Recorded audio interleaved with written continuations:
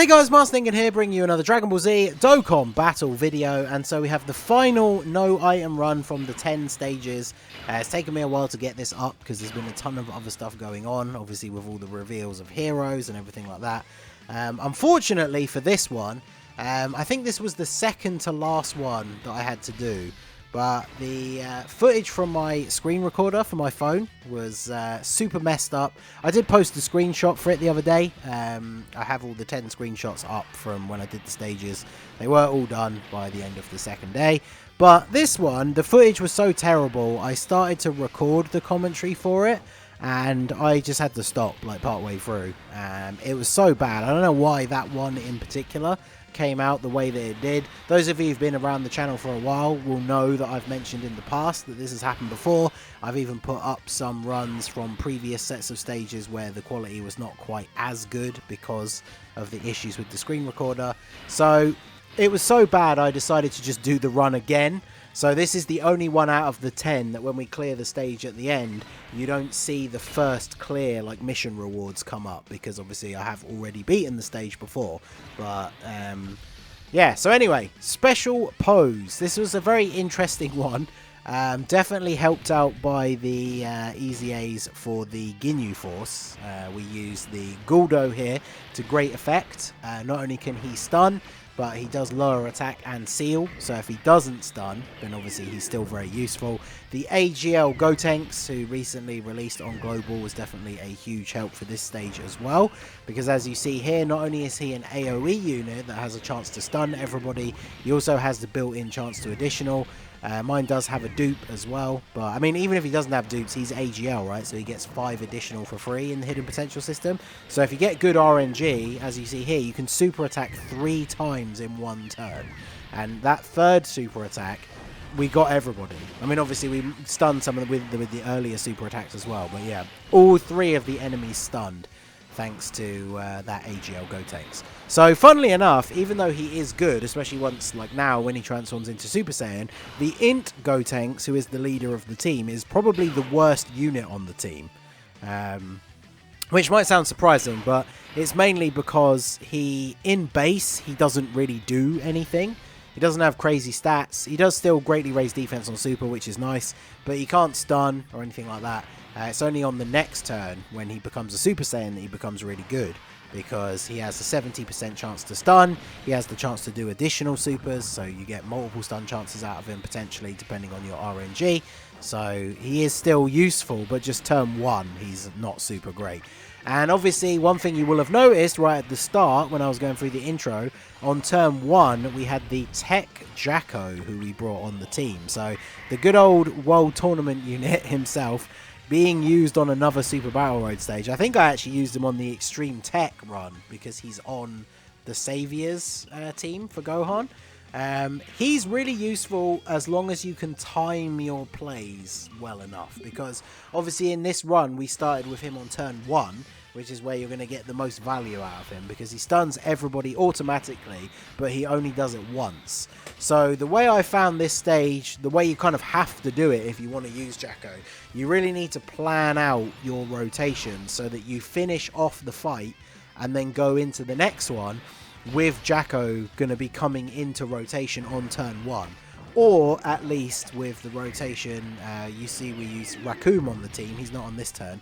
He's basically the only unit on the team that can actually tank attacks in slot 1.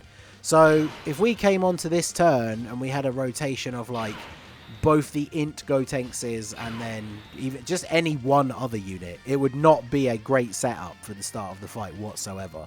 So a lot of planning does come into it. You need to keep an eye on your rotations and make sure you know like who's coming in on which turn.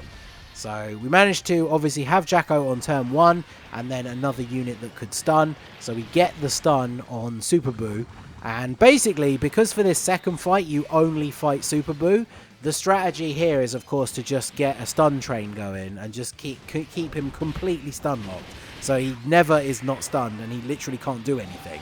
So obviously the only downside is this particular stage does take a little bit longer than I would like, because we do have a lot of Int units on the team. and we don't really have a lot of like super hard hitting units. We are running a lot of units that are basically just here for their ability to stun. Obviously units like the Int, Gotenks and Ghost not only is a really good stunning unit, his defense is pretty decent after super attacking, and of course he heals you with the rainbow orbs that you pick up. So he's really, really good for any of the no items runs really, because he's giving you some free healing as well as that chance to stun. So he is definitely very useful, but again, not crazy hard hitting, and of course we are fighting a physical enemy, so we do have a lot of type disadvantage. But as you see here, the plan is going exactly as intended. We are keeping him stunned. Obviously Guldo is able to lower attack and seal as well, so we do have a little bit of a safety net. I'm still trying to get the rotation set the way I wanted it to have Guldo and Raccoon together, because like I say, Raccoon is the only unit really that can tank in slot 1. And he's actually very, very good. Like the first hit he takes, he does take a bit of damage, but as he takes more hits, his defense increases and he becomes able to tank double digits after only taking a couple of hits. So he is actually very, very useful, and he can hit a reasonable attack stat once he's been hit a few times as well. So essentially we are just going through the motions here, just getting these stuns off. Obviously having Gotenks transform up to Super Saiyan, this would be a turn, for example, where if Buu was not stunned, I would be very scared going into this turn, because we'd have to put the AGL Gotenks in slot 1 because we don't want to risk a type advantage hit, but we'd have to take that attack in slot 1 before we get a chance to do anything. So if that slot 1 attack was a super attack, it would be GG regardless. Like even with being type neutral, AGL Gotenks would get destroyed by the Super Buu super attack. So obviously the goal here, like I said, just keep him stunned. Very easy to do because so many units on this team are able to stun. And as you see here, we're getting off multiple super attacks with each of our units.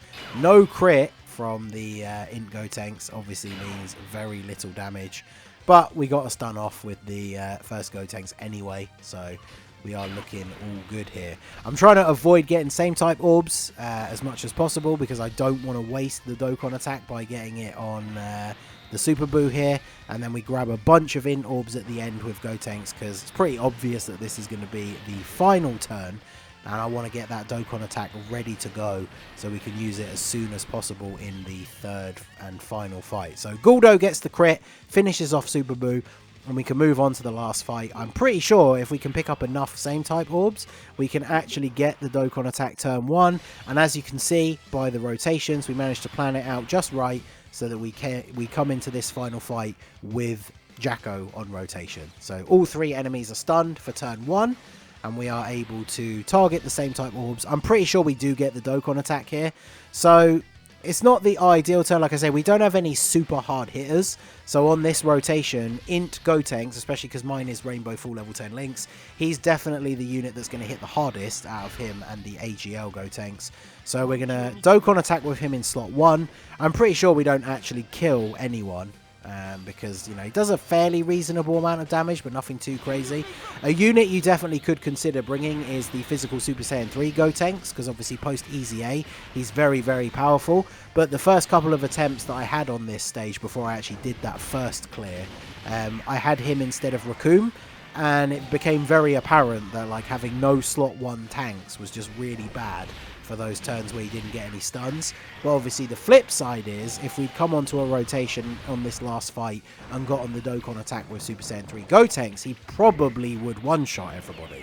But obviously with these no item runs, it's often a lot smarter to just be like tactical, bring stunners, sealers, all that kind of stuff, rather than big damagey boys. Because Gotenks has a built-in chance to dodge, but it's like 30%. So you put him in slot 1 where there's like 4 attacks and he doesn't dodge any of them, and then your chances of dying are pretty significant. So we managed to get 2 stuns off of the AoE with AGL Gotenks, so we only have Int Vegeta here who's not stunned, which is perfect because he's attacking mainly in slot 1. There is an attack at the end there, but it means we can go ahead and put Raccoon here in slot 1.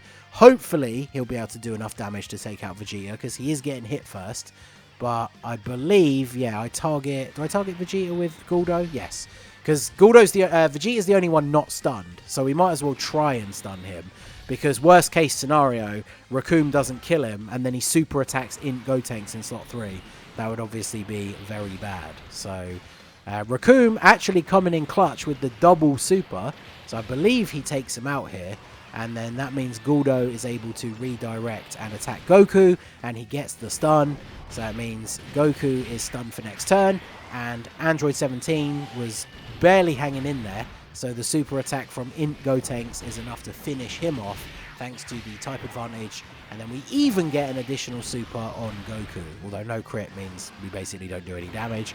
But this leaves us basically in the winning position here, because we got the stun off with Guldo, and so that's it. We've only got Goku left. He's stunned. Nothing to really worry about here. We obviously got the heal off with the Dokkan attack on after the first turn, so we've been rocking full health for quite a while, because obviously we literally kept Super Buu stunned for the entire fight. So very, very easy. Like this run, I've said this in some of the other no item run videos, where this run made the run look really easy, because basically it went exactly how we would have wanted. We didn't get super unlucky with stuns. I had runs previously where I was getting to the last fight, and like 2 turns in, nobody was getting any stuns, and then we were just getting absolutely annihilated. So this went exactly to plan. We take out Goku, and then we are able to go ahead and hit the star.